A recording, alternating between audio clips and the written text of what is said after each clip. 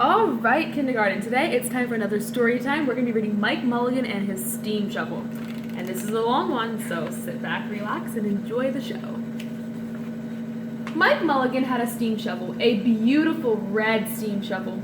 Her name was Mary Ann. Mike Mulligan was very proud of Mary Ann. He always said that she could dig as much in a day as 100 men could dig in a week, but he had never quite been sure that this was true.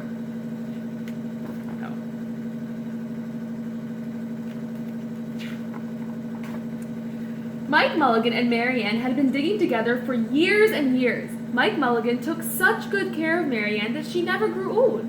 It was Mike Mulligan and Mary Ann and some others who dug the great canal for the big boats to sail through.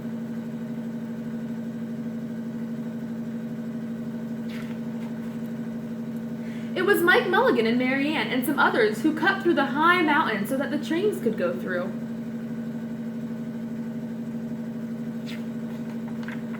It was Mike Mulligan and Mary Ann and some others who lowered the hills and straightened the curves to make long highways for automobiles.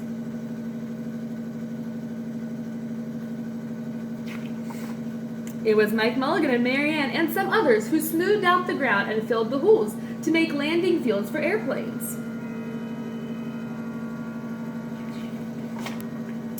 And it was Mike Mulligan and Mary Ann and some others who dug deep holes for cellars of tall skyscrapers in the city. When people used to stop and watch them, Mike Mulligan and Mary Ann used to dig a little faster and a little better. And the more people who stopped, the faster and better they dug. Some days they would keep as many as 37 trucks busy taking away the dirt as they dug.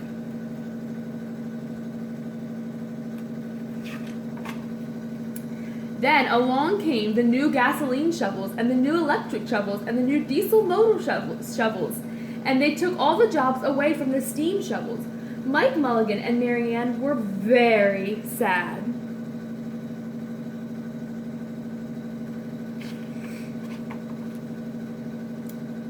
All the other steam shovels were being sold for junk or left out in the old gravel pits to rust and fall apart. Mike loved Mary Ann. He couldn't do that to her.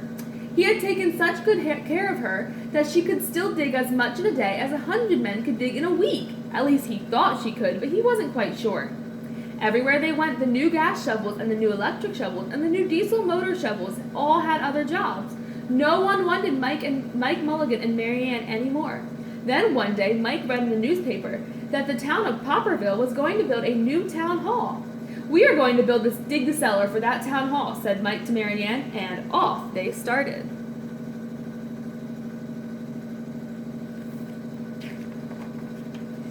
They left the canals and the railroads and the highways and the airports and the big cities where no one wanted them anymore, and away they went, out in the country. They crawled slowly along, up hills and down hills, till they came to the little town of Popperville.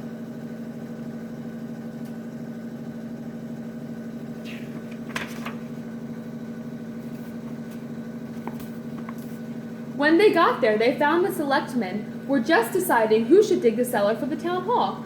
Mike Mulligan spoke to Henry B. Swap, one of the selectmen. "I heard," he said, "that you're going to build a new town hall. Mary Ann and I will dig the cellar for you in just one day."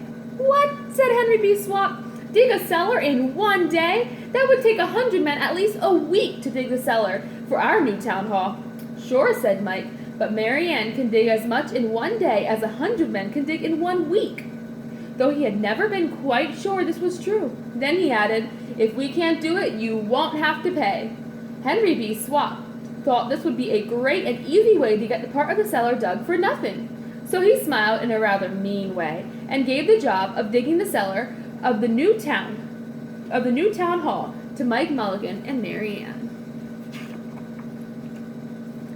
They started early the next morning, just as the sun was coming up. Soon a little boy came along. "Do you think you'll finish by sundown?" he said to Mike Mulligan. "Sure," said Mike, "if you stay and watch. We always work faster and better if someone is watching us." So the little boy stayed to watch.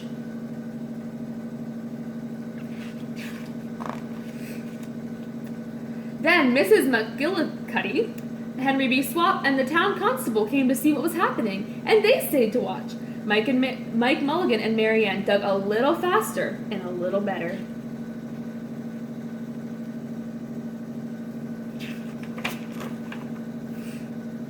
This gave the little boy a good idea. He ran off and told the postman with the morning mail, the telegraph boy on his bicycle, the milkman with his cart and horse, the doctor on his way home, and the farmer and his family coming into town for the day.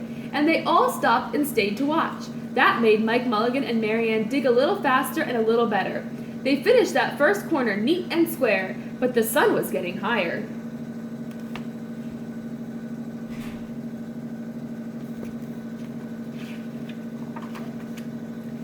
Clang, clang, clang! The fire department arrived. They had seen the smoke and thought there was a fire. Then the little boy said, "Why don't you stay and watch?" So the fire department of Popperville stayed to watch Mike Mulligan and Mary Ann. When they heard the fire engine, the children in the school across the street couldn't keep their eyes on their lessons. The teacher called a long recess, and the whole school came over to watch. That made Mike Mulligan and Mary Ann dig still faster and still better. They finished the second corner neat and square, but the sun was right up in the top of the sky.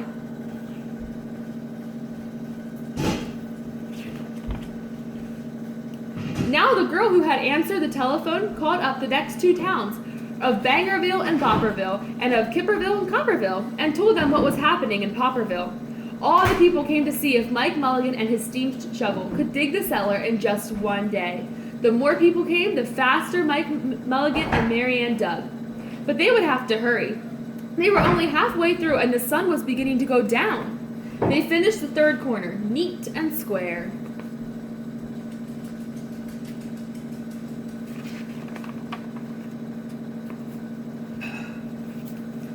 Never had Mike Mulligan and Mary Ann had so many people to watch them. Never had they dug so fast and so well, and never had the sun seemed to go down so fast. "Hurry, Mike Mulligan, hurry, hurry!" shouted the little boy. "There's not much more time." Dirt was flying everywhere, and the smoke and steam was so thick that people could hardly see anything. But listen! Bing, bang, crash, slam, louder and louder, faster and faster. Then suddenly, it was quiet. Slowly the dirt settled, and the smoke and the steam cleared away, and there was the cellar, all finished. 4 corners, neat and square, 4 walls straight down, and Mike Mulligan and Mary Ann at the bottom, and the sun was just going down behind the hill. "Hooray!" shouted the people. "Hooray for Mike Mulligan and his steam shovel! They have dug the cellar in just one day!"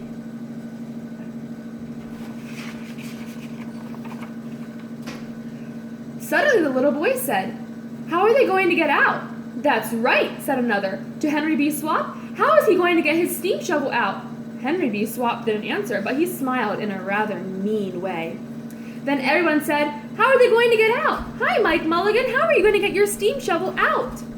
Mike Mulligan looked around at the 4 square walls and 4 square corners, and he said, "We've dug so fast and we've dug so well that we've quite forgotten to leave a way out." Nothing like this had ever happened to Mike Mulligan and Mary Ann before, and they didn't know what to do.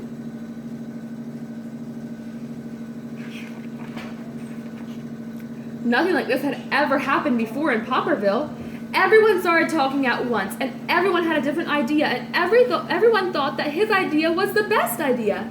They talked and they talked and they argued and they fought till they were worn out, and still no one knew how to get Mike Mulligan and Mary Ann out of the cellar they had dug.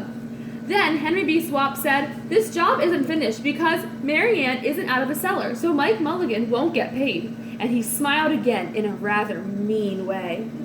Now the little boy, who had been keeping very quiet, had another good idea. He said, "Why couldn't we leave Mary Ann in the cellar and build a new town hall above her? Let her be the furnace for the new town hall.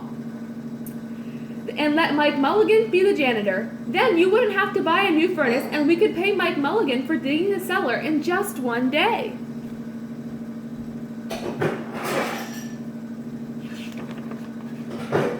"Why not?" said Henry B. Swap, and he smiled in a way that was not quite so mean. "Why not? Why not?" said the town constable. "Why not?" said all the people. So they found a ladder and climbed down into the cellar to ask Mike Mulligan and Mary Ann. "Why not?" said Mike Mulligan. So it was decided, and everybody was happy.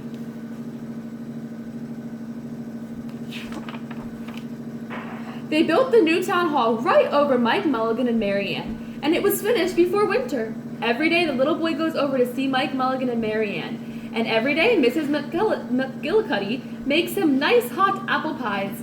As for Henry B. Swap, he spends most of his time in the cellar of the new town hall listening to the stories that Mike Mulligan has to tell and smiling in a way that isn't mean at all.